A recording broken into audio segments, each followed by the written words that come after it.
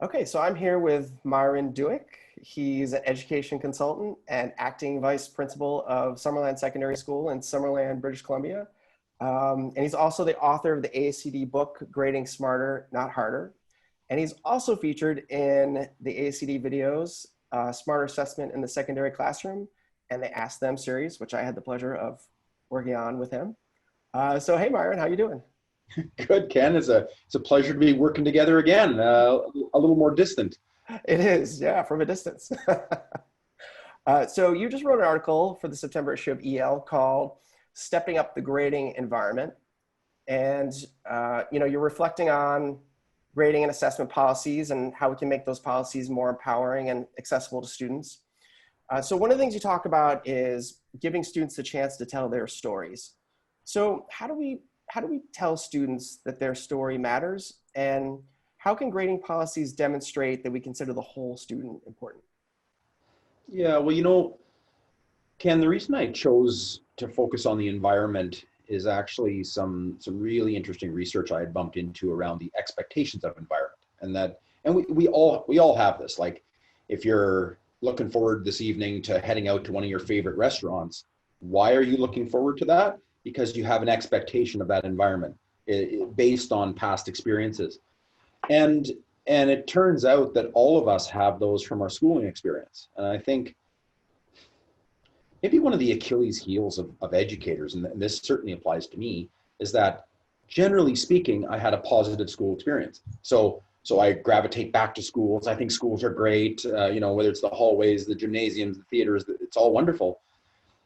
But it turns out that a large segment of our population has not had a positive experience, and they base their expectations on that negative experience. So, if you listen for it, people have a script that they follow. I bet in your own life, Ken, you've heard people say things like, I'm not a math person, or I don't public speak. I can't write. So where did they get this script from, right? Where did they grab this from out of the sky? No, it's probably based on some experience they had that now shapes their expectations. So early in my career, I wondered for a little while why many of my at-risk students on parent-teacher interview day, if they had a parent show up, why the dads were mysteriously vacant. Like, I don't know if other people had this experience, but I certainly did. I think now when I reflect back on it, it comes down to expectations of environment. They hated the place. So why would I come back to a place to now hear all the things my son or daughter is doing wrong when that's the experience I have? So I guess the shape of the article was, how do we begin to shape students' expectations of the environment, and what are some of the tools we can use, right? So that was kind of the idea. So, you asked what can we do to empower it? Well, some of the things I touch on in the article are what are key questions somebody would have for students who might tune out, for example, and we've all had them. Well, Celeste Kidd, in some of her research, and I cite her in the article, is, well, if conditions exist such as, and I won't list all of them, but a student shows up thinking they have no hope of learning the material. Maybe they've moved a lot as a family. Maybe there's gaps in their learning trajectory. They're going to probably tune out, just as they would if they see no utility or use in what they're doing. And these things, again, are shaped by their expectations of the environment. They've learned, and actually it's a healthy human mechanism, they've learned that if they don't think they have any hope in learning it, why exert a lot of effort and energy in learning it? And I think as a teacher, I've often looked at that going, oh, they tuned out, and I take this personally, and why doesn't everybody care about my classroom? Expectations of the environment. So I think we have, and I could get into this if you like, I think we have more power at our fingertips, if you will, to shape those expectations than we might think we have. So can you talk about that, that power that you have, the impact that you can have on your students? Can you expand upon that? Yeah, for sure. There's a few things. Some are some are small, some are bigger. Here's one I cite in the article, and our province up here in British Columbia, Canada, has been working on this for all students, particularly K-9, is we're encouraged to use strength-based language for all learners, no matter where they are on the spectrum of, say, a rubric or success criteria, that we make all levels strength-based. And for some teachers, me included, this is quite a paradigm shift, right? And I would challenge any listener, go find a rubric you're using in your classroom right now. Go look over at the lowest level, or the one where the struggling learners might hang out, and look at the language. It might be filled with things like cannot indicate, or did not show, or seldom uses. Just listen to it. It's all formed around negative language.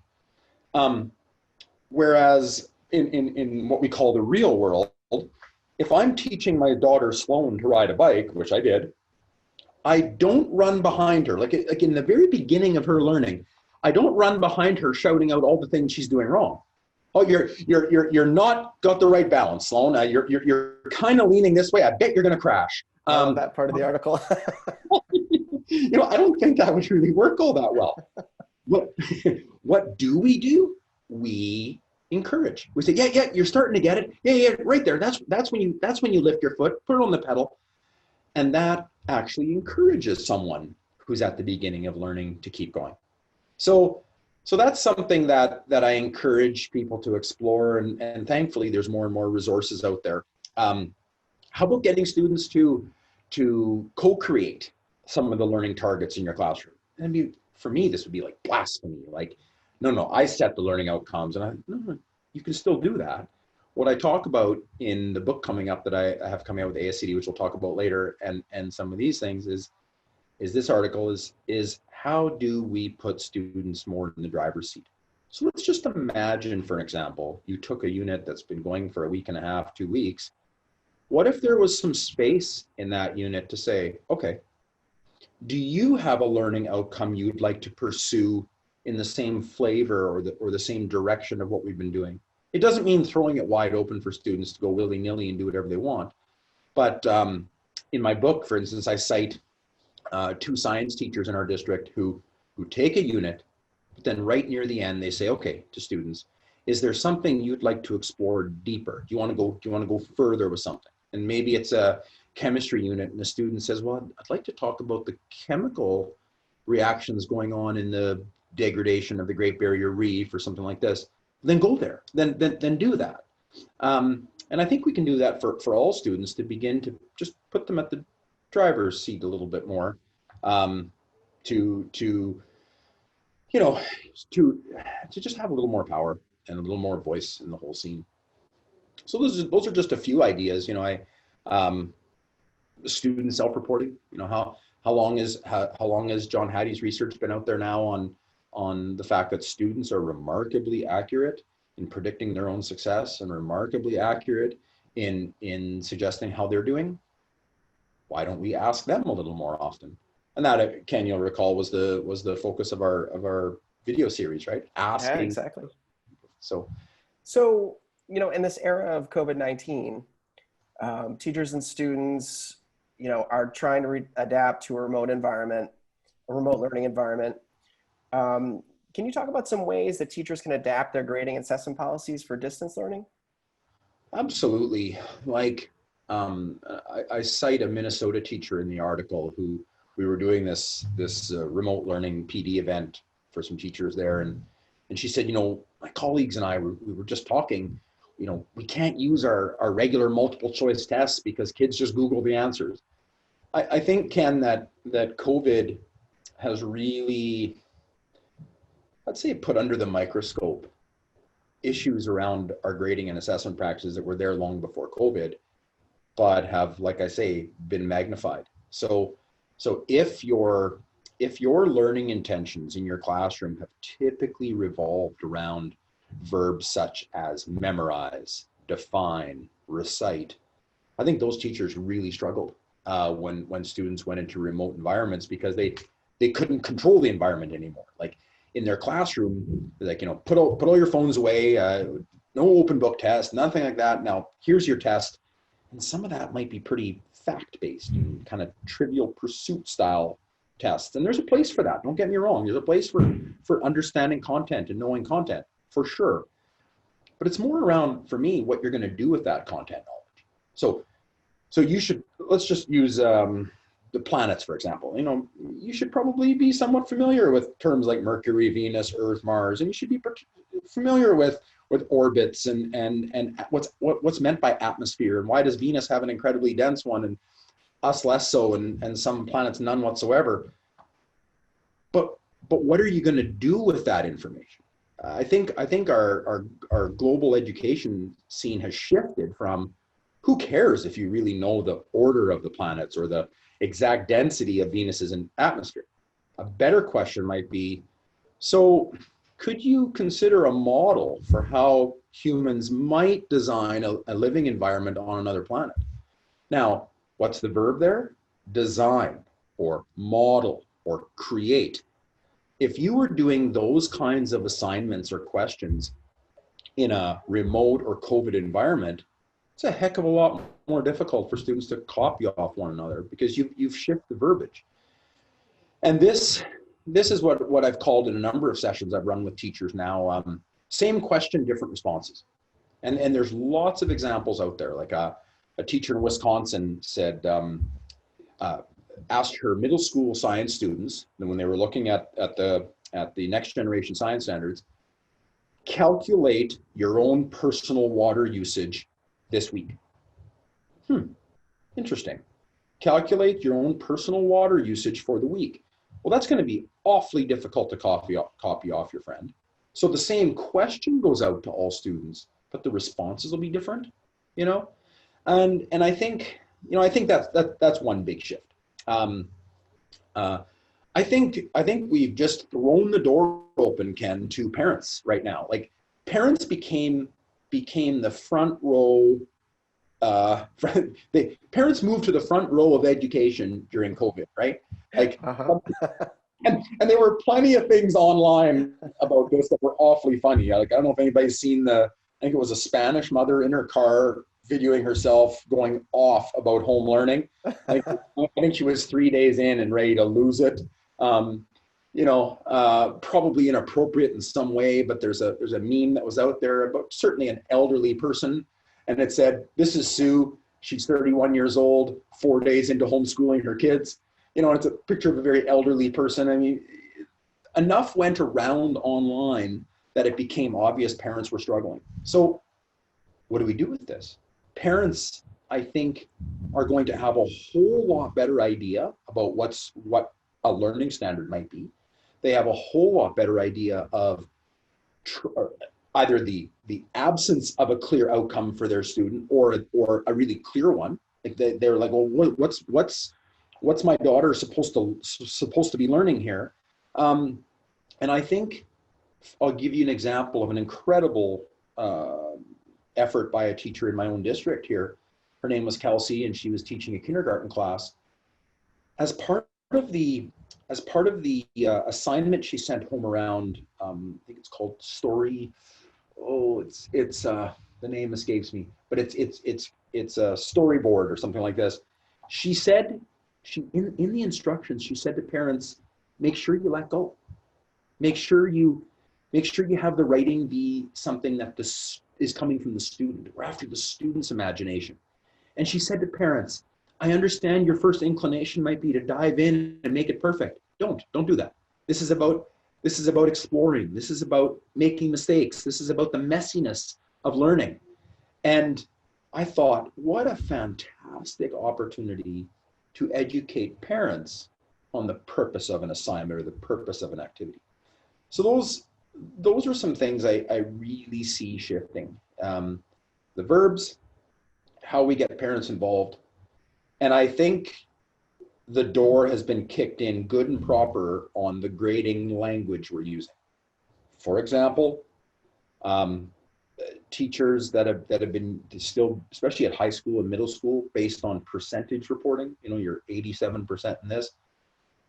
I think many of those teachers who were dabbling with, say, 4-level language or 6-level language, you know, emerging, developing, proficient, extending, fewer categories has proven to be easier to manage at this time.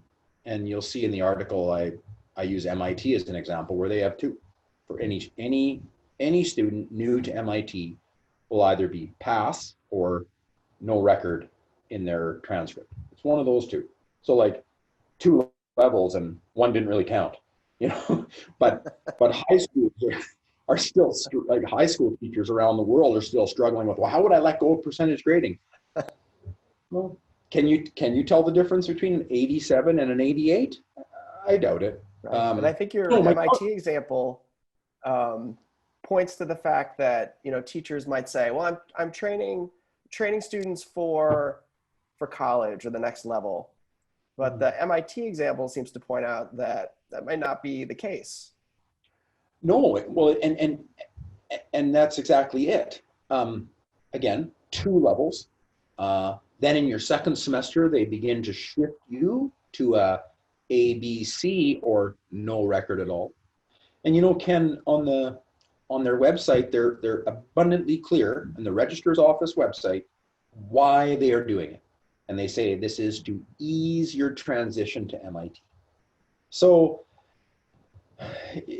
the old, well, I'm getting them ready for university argument is looking a little thin right now, you know.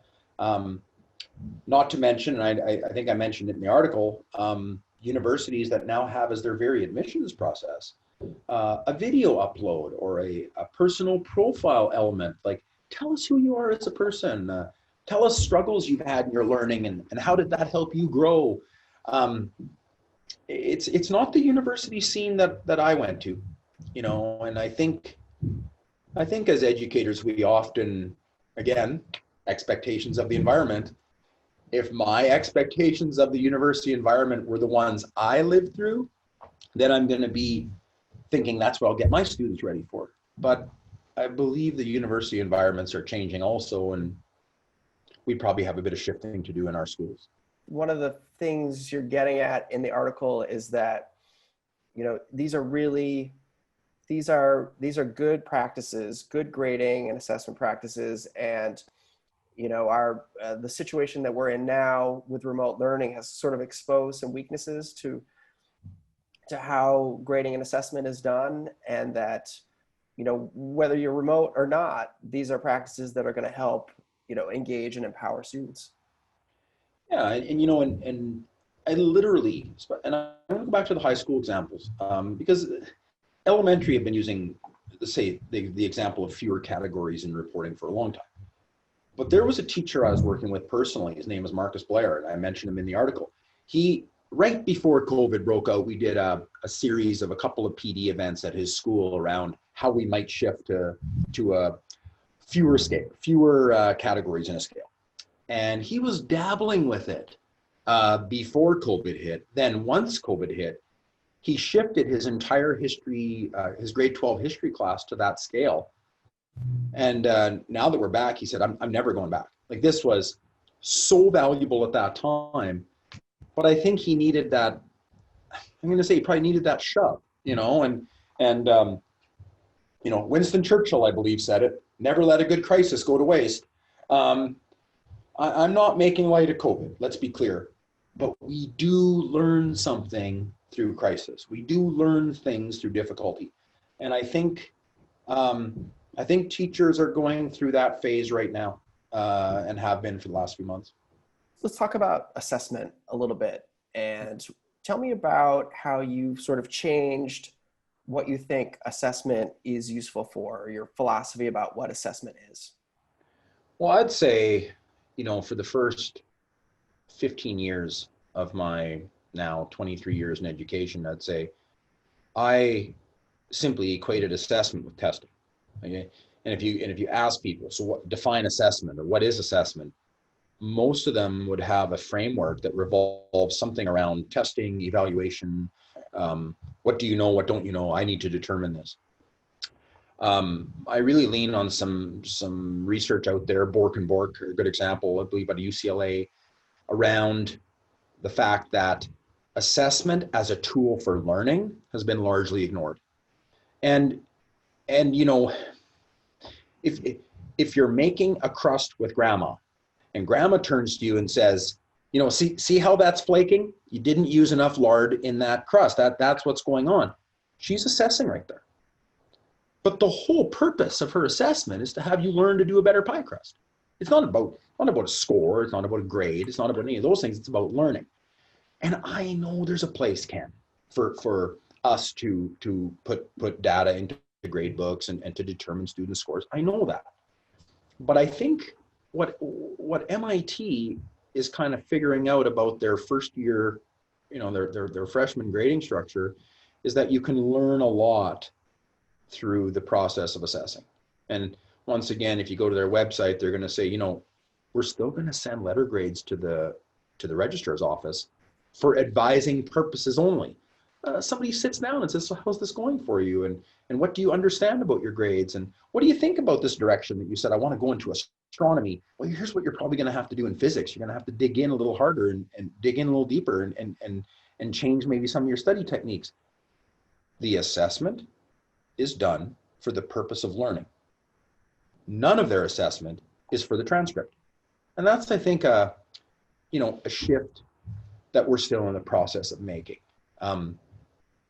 In the article, I show the iceberg kind of diagram, and it went a little wild on Twitter this week, a little bit with a few people saying, I like this. You know, the idea that the tip of the iceberg is what everybody can see.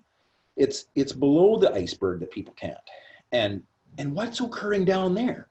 Maybe for that MIT student, it's like, you know, I'm feeling really out of place at MIT. I was one of the top students at Winneconne High School in Wisconsin, but here I'm really struggling. Well, tell us about that.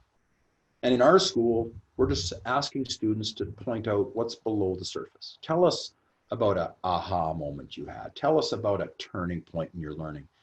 Tell us something nobody else would know. Let's shift that to some of our student self-reporting, and we might be awfully interested in what we find out and how we can help our students. Definitely. I know there are a lot of educators out there whose students are about to come back. I was speaking with a district, friends in a district that said, okay, I got about a week and I think my son or daughter is going back. So I know it's gonna be different for a lot of people. I believe schools in Mexico City are slated, high schools, to go back November 1st, that kind of thing. I just want to tell people out there, our school is 2 weeks in. Yes, we have our masks, right? And when I go out in the hallway, I'm going to wear it. We have new cafeteria parameters. We have all kinds of new rules, but it's awesome to see our students back, and it feels more normal than I thought it would. So I just want to encourage all the people out there who are listening to this, who are going through those changes. You know, resilience is about putting one foot in front of the other in the toughest times. And I got that from Max Eisen's book, By Chance Alone, Auschwitz Survivor. And he just said in his book, the line I took from it is, when you're going through tough times, you put one foot in front of the other. So, you know, I want to say that particularly around this COVID time, we're going to get through it. Our students are looking to us for mentorship and for strength. And on the toughest of days, we still have to show a bit of that, and we're going to be all right. Education in some ways will be even better for it. So got to remain hopeful.